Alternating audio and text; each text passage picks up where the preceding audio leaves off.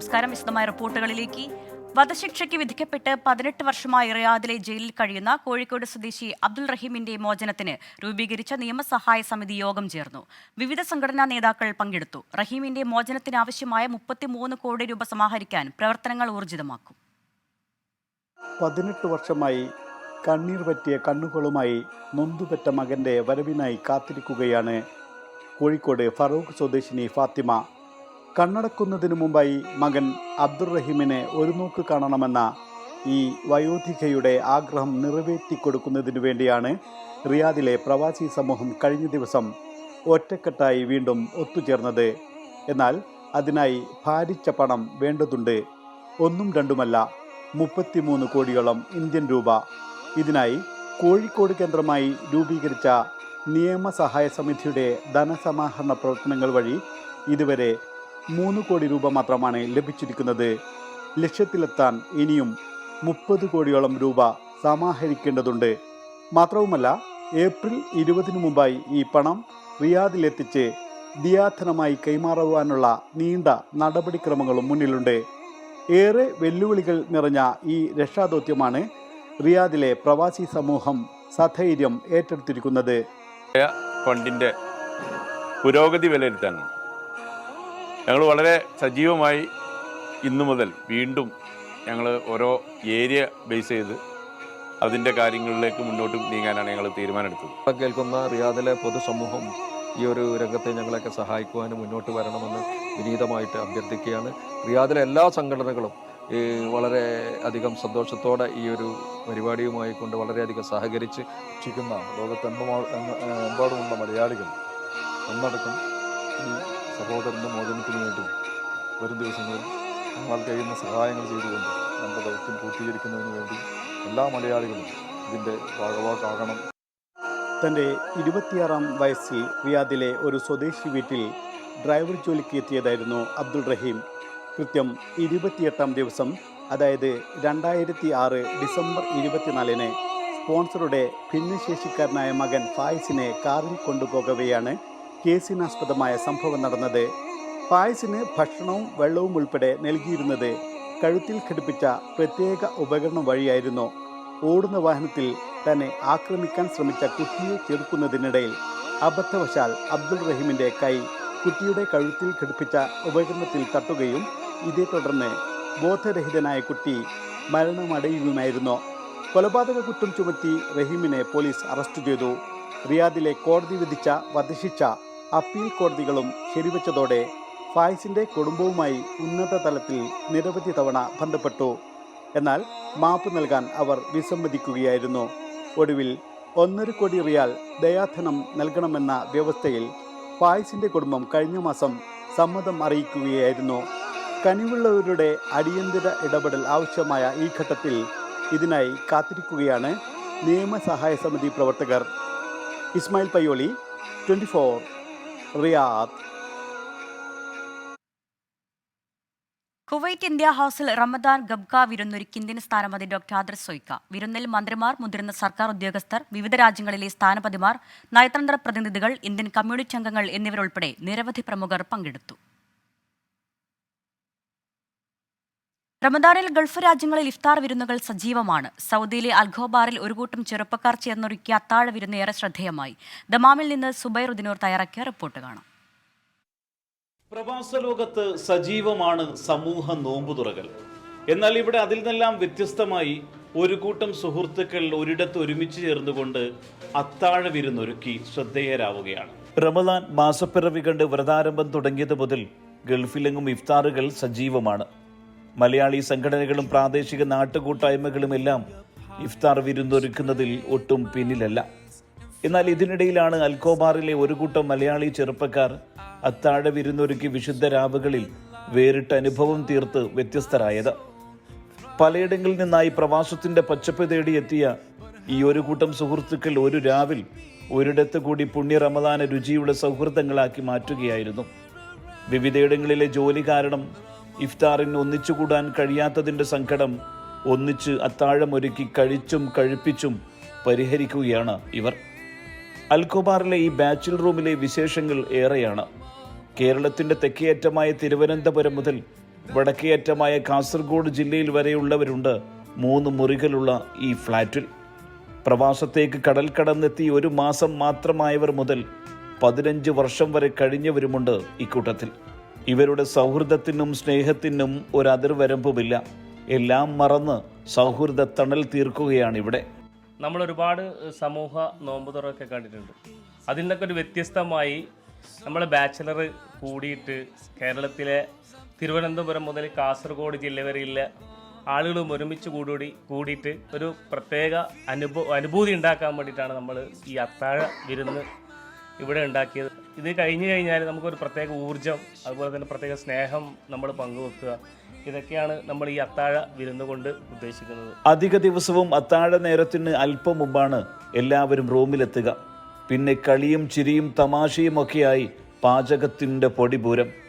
വിവിധ ജില്ലകളിലെ രുചിക്കൂട്ടുകൾ ഓരോ ദിവസവും മാറി മാറി പരീക്ഷിക്കും. അത്താഴമില്ലാതെ എന്ത് നോമ്പ് എന്ന മട്ടാണ് ഇവർക്ക്. പല മേഖലയിലുള്ള ആൾക്കാരും ജാതി മതഭേദമന്യേ ഇവിടെ കൂടിയിരുന്നു ഒരു അത്താഴ വിരുന്നു അതിന് മുമ്പായിട്ടുള്ള ഒരു സൗഹൃദ സംഭാഷണം കൂടിയാകുമ്പോൾ നമുക്കെല്ലാവർക്കും ഒരു പുത്തൻ ഉണർവാണ് ഇതിലൂടെ ലഭിക്കുന്നത്. പാചക ദൗത്യത്തിൽ നിന്ന് ഒരാളും മാറി നിൽക്കില്ല. ഉള്ളിയരിയൽ മുതൽ പാത്രം കഴുകുന്നത് വരെ ഒരു പരിഭവവും പരാതിയും പറയാതെ ഓരോരുത്തർ ഏറ്റെടുക്കും. കിച്ചണിൽ ഒരു കൂട്ടം ചേർന്ന് അസൽ അത്താഴമുണ്ടാക്കുമ്പോഴേക്കും മറ്റൊരു ടീം സുപ്ര വിരിച്ചിരിക്കും. നല്ല നെയ്ച്ചോറും കോഴിക്കറിയും പപ്പടവും സലാഡുമെല്ലാമാണ് ഇവരുടെ അത്താഴ വിഭവങ്ങൾ. അത്താഴം കഴിയുമ്പോഴേക്കും ഇടുക്കിക്കാരൻ തോമസ് അച്ചായൻ്റെ വകയുള്ള നല്ല സുലൈമാന് കൂടി എത്തുന്നതോടെ അത്താഴ വിരുന്ന് കെങ്കേമമാകും. പ്രവാസത്തെ ചില ഒറ്റപ്പെടലും സ്വകാര്യ ദുഃഖങ്ങളും സങ്കടങ്ങളുമെല്ലാം ഏറെ മനസ്സിൽ ഒളിപ്പിക്കുമ്പോഴും മുറിയിലെ ഈ സ്നേഹത്തളിലെത്തുമ്പോൾ എല്ലാം മറക്കുകയാണിവർ. നന്മ മാത്രം തെളിയുന്ന വിശുദ്ധ രാവുകളിൽ ഇവരുടെ സൗഹൃദവും ഏറെ തെളിമയോടെ പ്രകാശം പരത്തുകയും ചെയ്യുന്നു. സുബൈറുദ്ദീനൂർ, 24 ദമാം. റിയാദ് KMCC മഞ്ചേശ്വരം മണ്ഡലം കമ്മിറ്റിയുടെ നേതൃത്വത്തിൽ സൗജന്യ ഉംറ സർവീസ് സംഘടിപ്പിച്ചു. റിയാദ് KMCC നേതാക്കളായ മുഹമ്മദ് കുഞ്ഞി കരകണ്ണം, ഇബ്രാഹിം ഗുഡഗിരി, TAB പടന്ന, ഇസ്ഹാഖ് പൈവേളികെ, അബ്ദുൽ ഹമീദ് തോട്ട, മജീദ് സുങ്കതകട്ട, സത്താർ പൈവേളിക, അബു അനസ് മണിയമ്പാർ എന്നിവർ ചേർന്ന് ഉംറ സിയാറ ബസ് ഫ്ളാഗ് ഓഫ് ചെയ്തു. ഫാൽക്കൺ ഫ്ലൈ ട്രാവൽസിന്റെ സഹകരണത്തോടെയാണ് സൗജന്യ ഉംറ യാത്ര സംഘടിപ്പിച്ചത്. ജിദ്ദ ഖാലിദ് ബിൻ വലീദ് പ്രവാസി കൂട്ടായ്മ ഇഫ്താർ സംഗമം നടത്തി. അഷ്റഫ് ആലങ്കാടൻ, അലി ആസിം സുൽത്താൻ സെന്റർ, ജംഷീദ് ഖാൻ, അലി എടക്കര, അലി ഇഖ്ര, ഫസൽ ഹാസ്മി എന്നിവർ നേതൃത്വം നൽകി. ആടുജീവിതത്തിലെ പൃഥ്വിരാജിന് യഥാർത്ഥ നജീബുമായുള്ള സാമ്യം അമ്പരിപ്പിച്ചെന്ന സിനിമയിലെ അറബ് നടൻ റിക്കാബി. സംവിധായകൻ ബ്ലെസ്സിയും പൃഥ്വിരാജും എടുത്ത പ്രയത്നം അത്ഭുതപ്പെടുത്തി. നജീബ് നേരിട്ട ദുരനുഭവത്തിന്റെ പേരിൽ ഒരു നാടിനെയോ സമൂഹത്തെയോ വിലയിരുത്തരുതെന്നും റിക്കാബെ ദുബായിൽ പറഞ്ഞു. താൻ ഉൾപ്പെടെയുള്ള ആടുജീവിതം സിനിമയുടെ അണിയറ പ്രവർത്തകർ കാത്തിരുന്ന ദിവസം വന്നെത്തിയതിന്റെ സന്തോഷത്തിലായിരുന്നു അറബ് നടൻ റിക് ആബെ. സിനിമയിൽ നജീബ് കഴിയുന്ന മസറയിലെ ജൂനിയർ കഫീലിന്റെ വേഷം മനോഹരമായ വെള്ളിത്തിരയിൽ എത്തിച്ച പ്രേക്ഷകരുടെ മനസ്സിൽ ഇതിനോടകം കയറിക്കഴിഞ്ഞ റിക് ആബെക്ക് അന്നത്തെ ഷൂട്ടിംഗ് സമയത്ത് സംവിധായകനും പൃഥ്വിരാജും എടുത്ത പ്രയത്നം പറയുമ്പോൾ 100 നാവാണ്. യഥാർത്ഥ നജീബിനെ നേരിൽ കണ്ടപ്പോൾ പൃഥ്വിരാജുമായുള്ള സാമ്യം അമ്പരിപ്പിച്ചെന്ന് റിക് പറയുന്നു. I have to say, meeting him and seeing Prithviraj, I have to say beyond a shadow of a doubt, there was no one that was born to play that role but Prithviraj. The likeness is uncanny. I didn't know whether I was talking to Najib or Prithviraj. You know, minus, of course, the makeup. And Prithviraj, I meant Najib. Well, you see, I can't even tell the difference between Prithviraj and Najib. I don't know who's who, right? So the thing about Najib was he's been through a lot, and you can see that. He's a great man with very kind eyes, but you can tell that he's been through a lot of pain. And the fact that he was, here to, tell the story it's just amazing. He's an icon of immeasurable strength. നജീബിന്റെ അനുഭവം ആർക്കും സംഭവിക്കാമെന്നും അതുവെച്ച് ഒരു നാടിനെയോ സമൂഹത്തെയോ വിലയിരുത്തരുതെന്നും Rick Abe പറഞ്ഞു. ബ്ലസ്സിയുടെ 16 വർഷത്തെ പ്രയത്നം മലയാളികളുടെ നിശ്ചയദാർഢ്യമാണ് വെളിവാക്കുന്നത്. 20 വർഷമായി അഭിനയ രംഗത്ത് സജീവമാണ് റിക്. ഹോളിവുഡ് ഉൾപ്പെടെ ഒട്ടേറെ സിനിമകളിലും സീരീസുകളിലും ഇതിനോടകം തന്നെ വേഷമിട്ടിട്ടുണ്ട്. മലയാളികൾക്കൊപ്പം സിനിമ ചെയ്യുന്നത് അഭിനേതാവ് എന്ന നിലയിൽ വളരാൻ സഹായിക്കുമെന്നും കൂടുതൽ മലയാള സിനിമകളുടെ ഭാഗമാകണമെന്നാണ് തന്റെ ആഗ്രഹമെന്നും റിക് പറഞ്ഞു വെക്കുന്നു.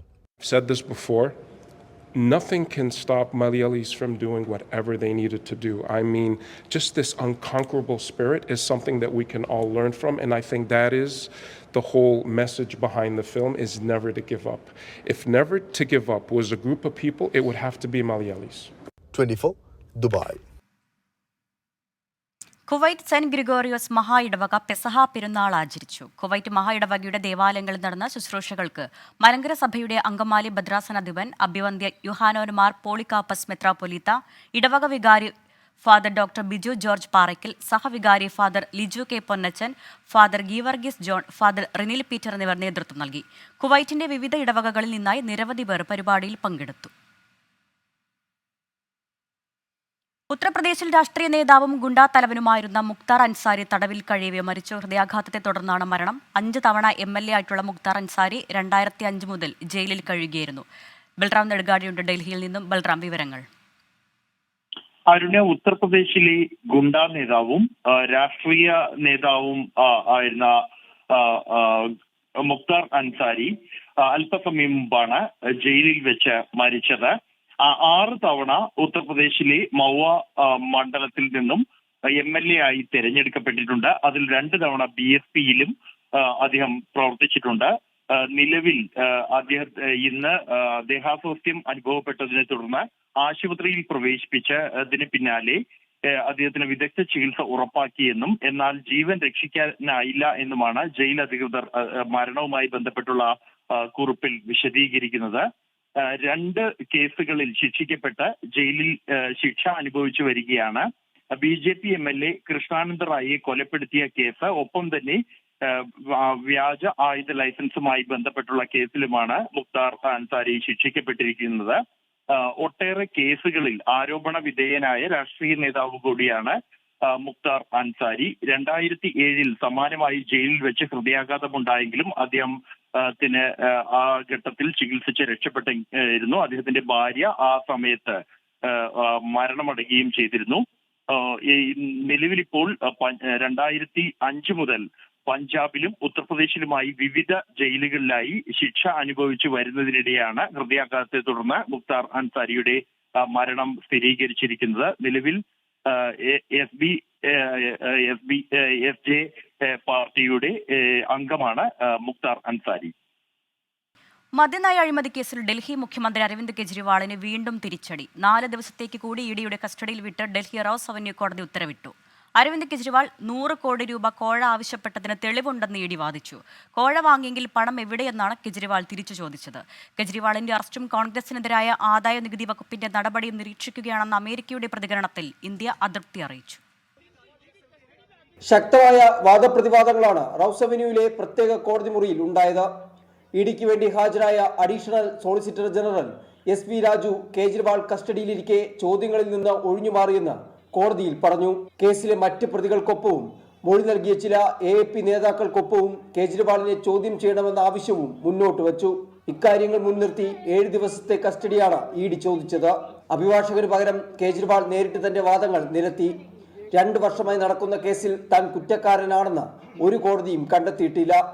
100 കോടിയുടെ അഴിമതി നടന്നെങ്കിൽ ആ പണം എവിടെയെന്ന ചോദ്യവും കേജ്രിവാൾ ഉന്നയിച്ചു. കേസിൽ മാപ്പുസാക്ഷിയായ P. ശരത്ചന്ദ്ര റെഡ്ഡി BJPക്ക് ഇലക്ട്രൽ ബോർഡിലൂടെ 55 കോടി നൽകിയതും ചൂണ്ടിക്കാട്ടി. ഇതിൽ കോടതി അന്വേഷണത്തിന് നിർദ്ദേശിക്കണമെന്ന് കേജ്രിവാൾ ആവശ്യപ്പെട്ടു. കേജ്രിവാളിന്റെ ഭാഗത്തു നിന്ന് ശക്തമായ വാദങ്ങളാണ് ഉണ്ടായതെങ്കിലും കോടതി ഉത്തരവ് പ്രതികൂലമായിരുന്നു. ഏപ്രിൽ 1 വരെയാണ് ഇഡി കസ്റ്റഡിയിൽ കേജ്രിവാളിനെ വിട്ടത്. കേജ്രിവാളിന്റെ അറസ്റ്റ്, കോൺഗ്രസിനെതിരായ ആദായ നികുതി വകുപ്പിന്റെ നടപടി എന്നിവ നിരീക്ഷിക്കുകയാണെന്നും നീതിയുക്തമായ വിചാരണ വേണമെന്ന ആവശ്യം ആർക്കും തള്ളിക്കളയാനാകില്ലെന്നും US വിദേശകാര്യ വക്താവ് മാത്യു മില്ലർ പറഞ്ഞു. ഇത്തരം പ്രസ്താവനകൾ അംഗീകരിക്കാൻ കഴിയില്ലെന്നും പരസ്പര ബഹുമാനമാണ് നയതന്ത്രത്തിന്റെ അടിസ്ഥാനമെന്നും ഇന്ത്യയുടെ വിദേശകാര്യ മന്ത്രാലയം പ്രതികരിച്ചു. സ്വതന്ത്രമായ നീതിന്യായ സംവിധാനം ഇന്ത്യയുടെ അഭിമാനമെന്നും വിദേശകാര്യ വക്താവ് കൂട്ടിച്ചേർത്തു. കേജ്രിവാൾ വിഷയത്തിൽ നേരത്തെ അമേരിക്ക നടത്തിയ പ്രതികരണത്തിൽ നയതന്ത്ര പ്രതിനിധിയെ വിളിച്ചു വരുത്തി ഇന്ത്യ അതൃപ്തി അറിയിച്ചിരുന്നു. 24 ഡൽഹി. പൂക്കോട് വെറ്റിനറി കോളേജിലെ വിദ്യാർത്ഥി JS സിദ്ധാർത്ഥന്റെ മരണത്തിൽ അന്വേഷണ കമ്മീഷനെ നിയമിച്ച് ചാൻസലർ കൂടിയായ ഗവർണർ. ഹൈക്കോടതി മുൻ ജഡ്ജി ഹരിപ്രസാദാണ് അന്വേഷണ കമ്മീഷൻ. സർവകലാശാലയ്ക്ക് വീഴ്ചയുണ്ടായോ എന്നതടക്കം പരിശോധിച്ച് 3 മാസത്തിനകം റിപ്പോർട്ട് നൽകണമെന്നാണ് ഗവർണറുടെ നിർദ്ദേശം. സർവകലാശാല ചട്ടമനുസരിച്ചാണ് ചാൻസലറുടെ ഇടപെടൽ. ഹൈക്കോടതി മുൻ ജഡ്ജി എ ഹരിപ്രസാദിനാണ് അന്വേഷണ ചുമതല. മുൻ വയനാട് സ്പെഷ്യൽ ബ്രാഞ്ച് ഡിവൈഎസ്പി കുഞ്ഞനെ അന്വേഷണത്തിന് സഹായിയായി നിയമിച്ചു. 3 മാസത്തിനുള്ളിൽ റിപ്പോർട്ട് നൽകാനാണ് നിർദ്ദേശം. വിസിയുടെയും ഡീനിന്റെയും വീഴ്ചകളും അന്വേഷണ പരിധിയിൽ ഉൾപ്പെടും.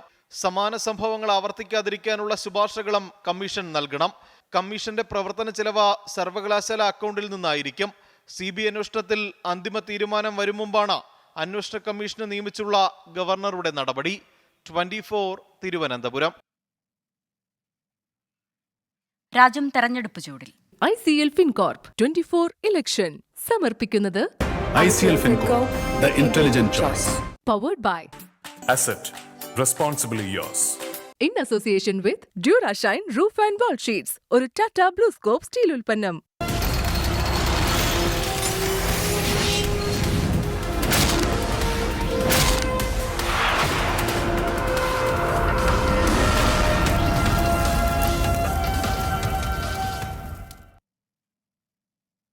സംസ്ഥാനത്ത് സ്ഥാനാർത്ഥികൾ ലോക്സഭാ തെരഞ്ഞെടുപ്പിനുള്ള നാമനിർദ്ദേശ പത്രികകൾ സമർപ്പിച്ചു തുടങ്ങി. കൊല്ലത്തെ LDF സ്ഥാനാർത്ഥി M. മുകേഷും കാസർകോട്ടെ NDA സ്ഥാനാർത്ഥി ML അശ്വിനിയും പത്രിക സമർപ്പിച്ചു. ആദ്യ ദിനത്തിൽ വിവിധ മണ്ഡലങ്ങളിലായി 14 പേരാണ് പത്രിക നൽകിയത്. ഏപ്രിൽ 8-നാണ് പത്രിക പിൻവലിക്കാനുള്ള അവസാന തീയതി. നേതാക്കളുടെയും അണികളുടെയും അകമ്പടിയോടെയാണ് സ്ഥാനാർത്ഥികൾ പത്രിക സമർപ്പിക്കാൻ എത്തിയത്. കൊല്ലത്തെ LDF സ്ഥാനാർത്ഥി M. മുകേഷ് മുന്നണി നേതാക്കൾക്കൊപ്പം എത്തി പത്രിക സമർപ്പിച്ചു.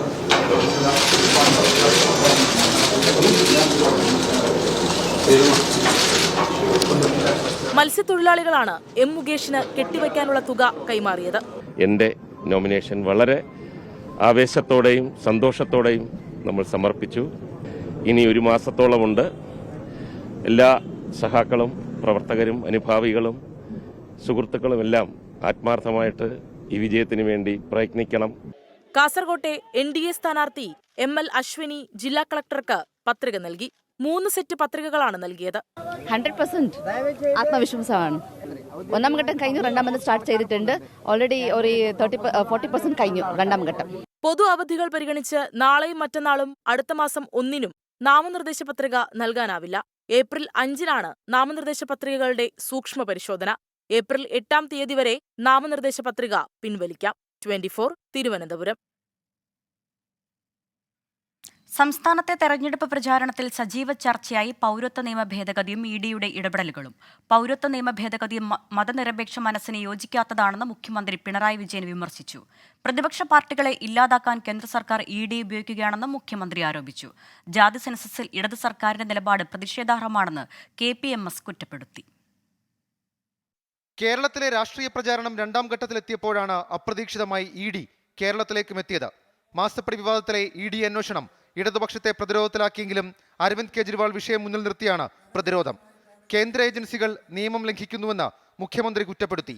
നിയമവാഴ്ച ഉറപ്പുള്ള രാജ്യത്ത് നടക്കാൻ പാടില്ലാത്ത നിയമലംഘനങ്ങൾ അത് കേന്ദ്ര ഏജൻസികൾ തന്നെ നടത്തുന്നത് നാം കാണുന്നു. പൗരത്വ നിയമത്തിലൂടെ RSS അജണ്ട കേന്ദ്ര സർക്കാർ നടപ്പാക്കുകയാണെന്നും വിമർശനം. ഇത് സംഘപരിവാറിന്റെ ഹിന്ദു രാഷ്ട്രവാദ സമീപനത്തിന്റെ ഭാഗമാണ്. അടുത്ത വർഷം 2025 RSS ജനിച്ചിട്ട് 100 വർഷം തികയുന്നു. അവരുടെ കടുത്ത വർഗീയ ലക്ഷ്യം പ്രാവർത്തികമാക്കലാണ് ഉദ്ദേശം. ഇത് നാം മറക്കരുത്. ജാതി സെൻസസ് കേരളത്തിൽ നടപ്പാക്കാത്തത് ഇരട്ട നീതിയാണെന്ന് KPMS general secretary Punnala Sreekumar പറഞ്ഞു. ഈ സാമൂഹിക നീതിയുടെ പക്ഷത്ത് നിന്നുകൊണ്ട് നിലപാട് എടുക്കേണ്ടുന്നൊരു ഗവൺമെൻറ്റാണ് കേരളത്തിലെ ഗവൺമെൻറ്. പക്ഷേ അതൊരു രാഷ്ട്രീയ വിഷയമായി പരിണമിക്കുമ്പോഴും ഈ ഗവൺമെൻറ് തന്ത്രപരമായ മൗനം പുലർത്തുക. സാമൂഹിക നീതിയുടെ പക്ഷത്ത് നിൽക്കുകയാണെങ്കിൽ കേരളത്തിലെ ഇടതുപക്ഷ മുന്നണി ഗവൺമെൻറ് നടപ്പിലാക്കേണ്ടതാണ്. ആ ഗവൺമെൻറ് തുടരുന്ന ഈ മൗനവും ഇതിനോട് പുലർത്തുന്ന നിസ്സംഗതയ്ക്കുമെതിരെയാണ് ഞങ്ങൾ പ്രക്ഷോഭം ശക്തിപ്പെടുത്താൻ തീരുമാനിച്ചത്. ന്യൂനപക്ഷങ്ങൾ വോട്ട് ബാങ്കായി മാറിയെന്ന വെള്ളാപ്പള്ളി നടേശൻ. അധികാരത്തിൽ നിന്ന് ഒപ്പിട്ട് മേടിക്കോ അതിന് സ്വാധീനം മേടിക്കുവാനുള്ള സാമുദായിക ശക്തി സമാഹരണം ആ സമുദായം നടത്തിയപ്പോൾ സാമുദായിക ശക്തി സമാഹരണം നടത്തി നമുക്ക് നേടാനൊന്നും സാധിച്ചില്ല. അവരെല്ലാം വോട്ട് ബാങ്കുകളായി മാറി. ഇവിടുത്തെ ന്യൂനപക്ഷങ്ങളെല്ലാം വോട്ട് ബാങ്കുകളാണ്. വയനാട്ടിലെ രാഹുൽ ഗാന്ധിയുടെ സ്ഥാനാർത്ഥിത്വം ഇന്ത്യ മുന്നണി ചർച്ച ചെയ്തിട്ടില്ലെന്ന് CPI സംസ്ഥാന സെക്രട്ടറി ബിനോയ് വിശ്വം വിമർശിച്ചു. ഇന്ത്യ മുന്നണിയുടെ സ്ഥാനാർത്ഥിയായി രാഹുൽ ഗാന്ധിയെ ചൂണ്ടിക്കാട്ടുന്നത് രാഷ്ട്രീയമായ സത്യസന്ധതയില്ലായ്മയാണ്. വയനാട്ടിലെ മത്സരം LDFും UDFും തമ്മിലാണെന്നും ബിനോയ് വിശ്വം പ്രതികരിച്ചു. വിവിധ ബ്യൂറോകൾക്കൊപ്പം 24 തിരുവനന്തപുരം. മഹാരാഷ്ട്രയിലെ സീറ്റ് തർക്കത്തിൽ വിട്ടുവീഴ്ചയ്ക്കില്ലെന്ന് ശിവസേന ഉദ്ധവ് വിഭാഗം. സ്ഥാനാർത്ഥികളെ പ്രഖ്യാപിച്ചെന്നും ഇനി ചർച്ചയ്ക്ക് പ്രസക്തിയില്ലെന്നും സഞ്ജയ് റാവത്ത് 24നോട് പറഞ്ഞു. എന്നാൽ ഈ വാദം തള്ളുകയാണ് കോൺഗ്രസ്. തർക്കപരിഹാരത്തിനായി മഹാവികാസ് അഘാഡി മുംബൈയിൽ യോഗം ചേരുകയാണ്. 17 സീറ്റിലേക്ക് സ്ഥാനാർത്ഥികളെ പ്രഖ്യാപിച്ച ഉദ്ധവിന്റെ നടപടിക്കെതിരെ കടുത്ത ഭാഷയിലാണ് കോൺഗ്രസ് നേതാക്കൾ ഇന്നലെ പ്രതികരിച്ചത്. ചർച്ചകൾ തീരും മുമ്പ് ഏകപക്ഷീയമായി പുറത്തിറക്കിയ പട്ടികയെന്നായിരുന്നു വിമർശനം. എന്നാൽ ഒരുമിച്ചെടുത്ത തീരുമാനപ്രകാരമാണ് പട്ടികയെന്നും ആക്ഷേപത്തിന് അടിസ്ഥാനമില്ലെന്നും സഞ്ജയ് റാവത്തിന്റെ മറുപടി. 22 സീറ്റ് സേനയ്ക്കും 16 എണ്ണം കോൺഗ്രസിനും 10 എണ്ണം NCPക്കും തീരുമാനിച്ചു കഴിഞ്ഞതാണ്.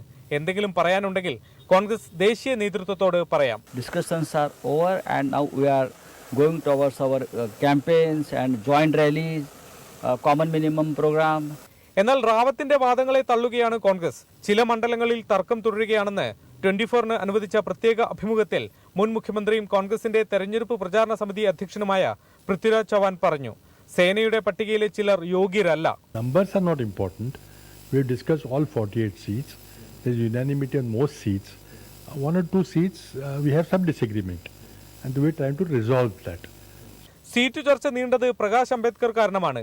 VBAക്ക് മുന്നിൽ ഇനിയും വാതിൽ അടഞ്ഞിട്ടില്ലെന്നും പൃഥ്വിരാജ് ചവാൻ പറഞ്ഞു.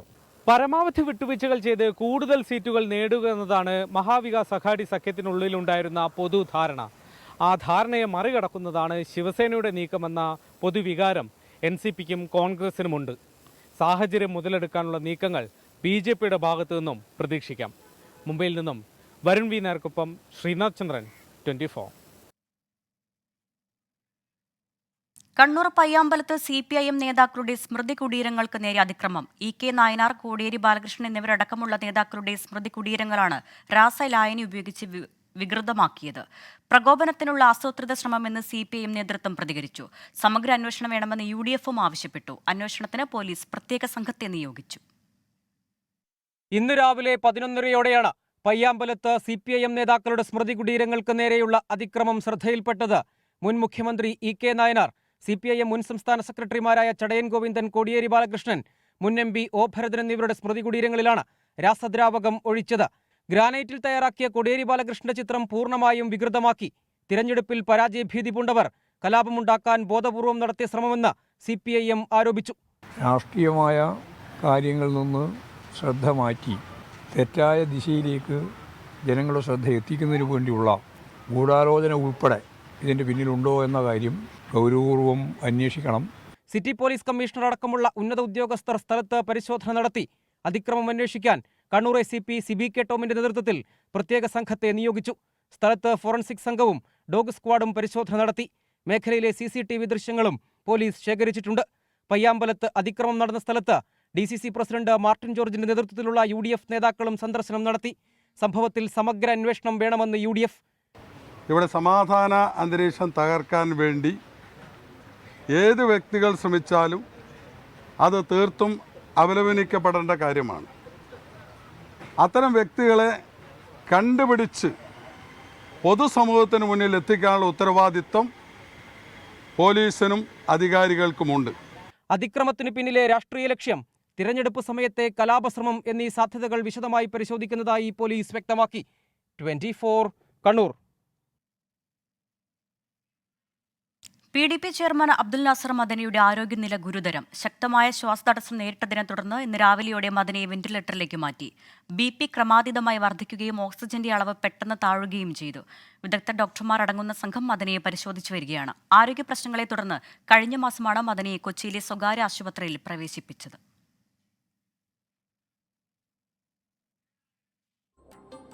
ഫോക്കസ് പൂർണ്ണമാവുകയാണ്. നമസ്കാരം.